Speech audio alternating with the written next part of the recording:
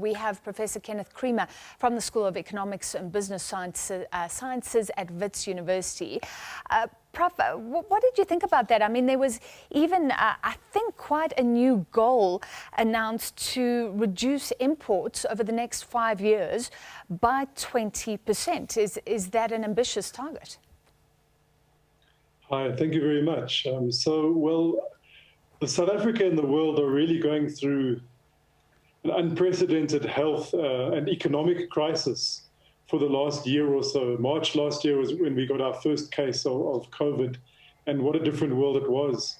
And I think we're very fortunate, if you watch the SONA tonight, to see that we are well led during this very difficult time.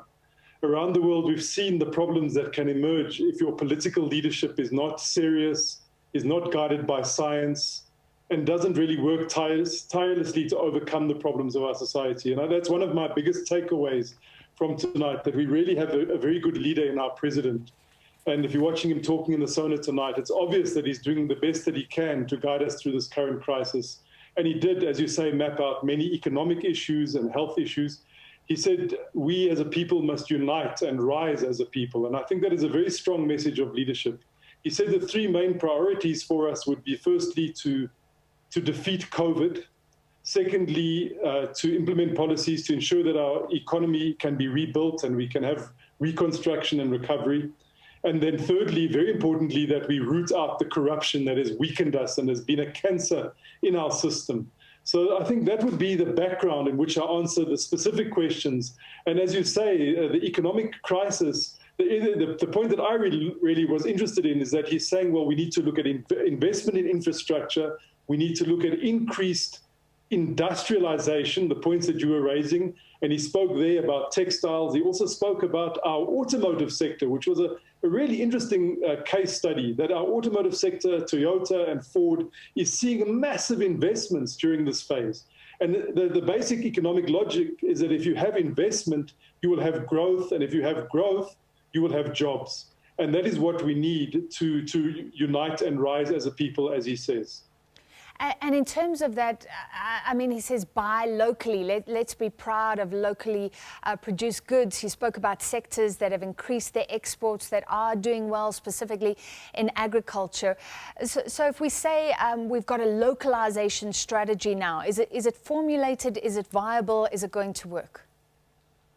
Yeah, I think the thing that really excited me about sorting out our local economy is that he gave a lot of detail about how to correct our energy shortage. You know, if we don't have enough electricity in this economy, we can't even think about local industrialization, exportation, import substitution. And he was very particular and specific about the timeframes and the objectives. You know, in addition to the COVID crisis, we have a crisis if your electricity is being turned off and there is load shedding night after night.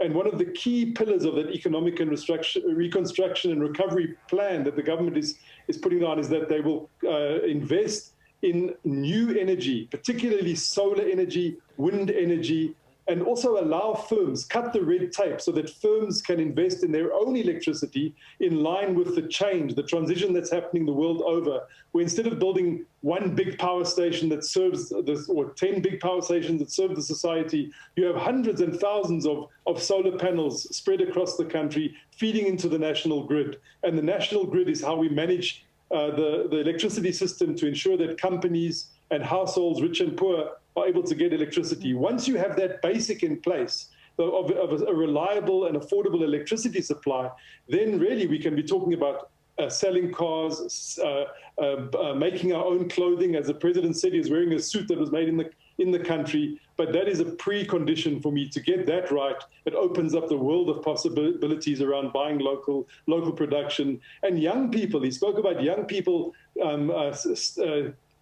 setting up companies, setting up startups, all of those things become possible.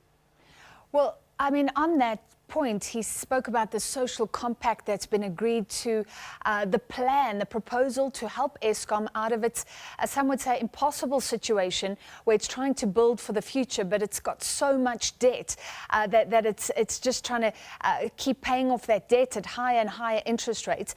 And he said that we're looking at a proposal that's been on the table for a while. Is that fair enough that it's going to take a little bit of time? And please answer quickly.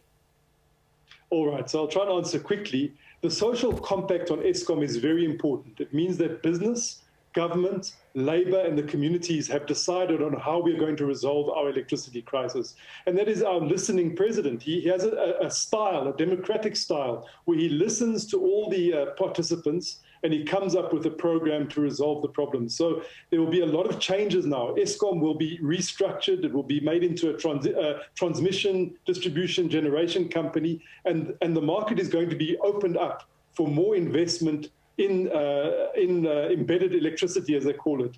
And I think that will help us to resolve Eskom's problems. All right, thank you very much. Academic Kenneth Creamer from the School of Economic and Business Sciences at Wits University.